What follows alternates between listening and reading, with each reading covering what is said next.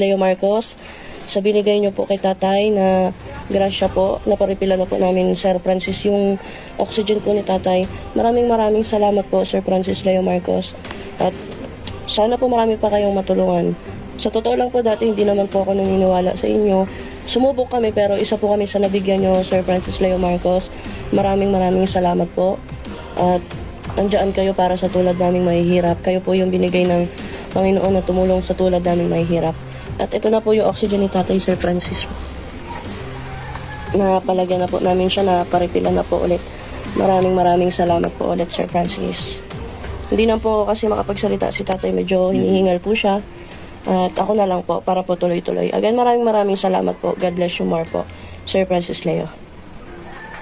Maraming salamat po, Sir Marcos. 2,000 years later, 6.5 hours later, a few inches later, day 2, day 3, day 4, a few moments later, 1 eternity later, 3 days later, 12 seconds later, 3:28 a.m., 3 weeks later, many months later. So much nyo, baka naman po nagagamit ng ibang tao yung trato ko. Para pagkakitaan naman po, pakialis na lang po sana, maaari po. Sir Norman.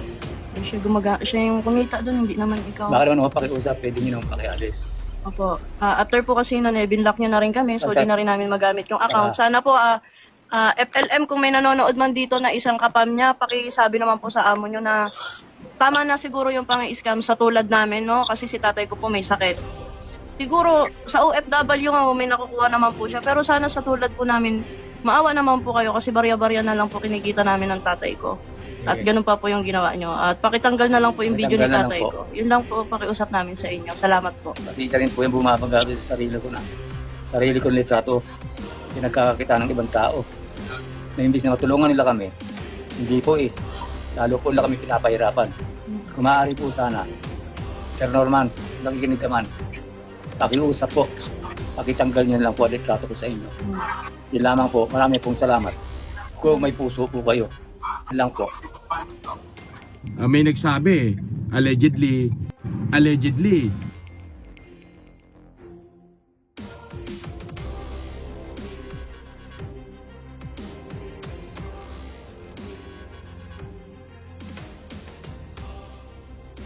Ito yung Kayuans channel.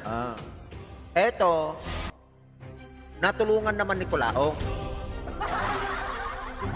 Kasi, alam ko, natulungan niya ni Kulaong. Pero, ang ginawa ni Kulaong, pinangakuan. Pinangakuan kung ano-ano pa ang sinasabi. Diba? Ngayon, nangako siya. Siyempre, nangangailangan ulit yung pinangakuan mo. Ngayon, nung babalikan, tangina, naka-block na. Tapos, pinost pa yung video. Nag-comments doon, yung anak yata, or basta, anak yata or apo. Napakitanggal na yung video dahil, nagagamit yung tatay niya. So, tatay niya pala. Anak niya. Sorry. Nagagamit yung tatay niya, ginagamit ni Kulaong para mang-scam, ginagamit niya na ito, meron akong tinutulungan na ganito, binibigyan ko, ganito. Yun pala, yung mag-amang yan, blinak na mismo. Ito pa ang masama, pinaban pa nila porket marami sila, dyan sa TikTok at meron silang agency, putang ina mo, Maya Lea. Isa ka rin tarantado, pinaban ninyo yung account ng mag-amang yan na kung saan kumikita lang naman sila ng barya-barya dyan. Tapos report pa nila ng report nawala yung account kaya gumawa na naman ng bago. Tignan ninyo kagaguhan ng grupo ng putang inang Kulaong na yan. Ibinan nyo, baka naman po nagagamit ng ibang tao yung litrato ko. Para pagkakitaan naman po, pakialis na lang po sana, maaari po. Sir Norman. Siya yung kumita doon. Di ba? Nakikiusap na yung tatay. Dahil minsan ka lang nagbigay, pero ginagamit mo yung tao, sa mga taong nakukuhanan mo. Ginagamit mo itong tatay para makahingi ka ng pera sa ibang tao pero hindi mo na binibigay sa kanila. Di ba? Tarantado ka, Norman. Animal. Hindi naman ikaw. Baka naman mapakiusap, pwede nyo naman pakialis. Opo. After po kasi na binlock nyo na rin kami, so di na rin namin magamit yung account. Sana po, FLM, kung may nanonood man dito na isang kapam niya, pakisabi naman po sa amo nyo na tama na siguro yung pang-scam sa tulad namin, no? Kasi si tatay ko po may sakit. Siguro, sa OFW nga, may nakukuha naman po siya. Pero sana sa tulad po namin, maawa naman po kayo kasi barya-barya na lang po kinikita namin ng tatay ko. At ganun pa po yung ginawa nyo. At pakitanggal na lang po yung video ni Tanggal na tatay lang ko. po. Yun lang po pakiusap namin sa inyo. Salamat po. Di ba? Nakikiusap na. Nakikiusap na yung mag-ama. Norman Culaong, tangina mo.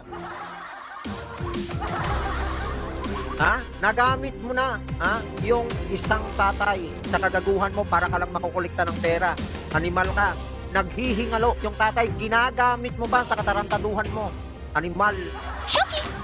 Ginagamit mo yung tao.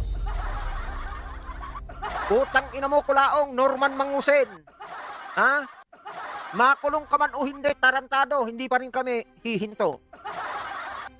Di ba? Pagkakakitaan mo, tangina, hindi mo man lang sila sabihan. Merong nagbigay ng ganito. Kasi merong pinag-iipunan yan, si Norman. Para ma-absuelto sa kanyang kaso. Kaya kapag nadikit ka dyan, ay naku po, Diyos ko. Ako ba kailangan kong mang-scam para mabuhay? Ako ba kailangan kong mang-scam para mabuhay? Ano, saan ako kukuha ng ibabayad? Saan ako kukuha ng ibabayad sa Supreme Court? Hindi nga eh. Ibig sabihin, kontra na naman yung sinasabi nila. Ibig sabihin, ano ba totoo sa sinasabi nila? Wala akong pera, sinasabi nila.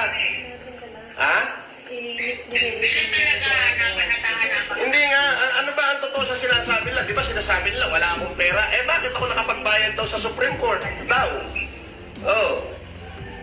Di ba? You see?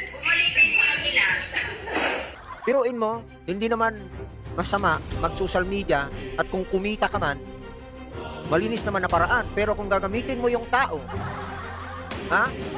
na hindi mo naman kaano-ano, umakyat minsan dyan sa panel mo. Di ba? Nakalagay pa dyan. Ano na yung nakalagay dito? Sabi niya dito, you're welcome, iha. Pag naubos, akyat ka ulit sa live ko. Nakalagay yan. Diyan sa may thumbnail ko, nakalagay dyan. Hindi ko tinakpan.